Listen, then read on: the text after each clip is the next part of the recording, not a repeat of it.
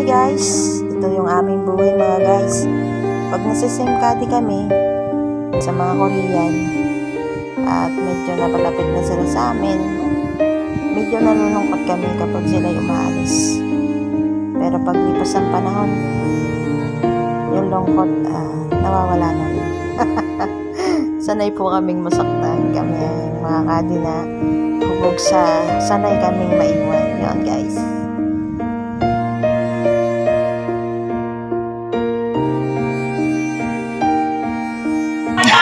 Ma'am, picture mo? 너무 이쁘다고. 감사합니다. See you next year.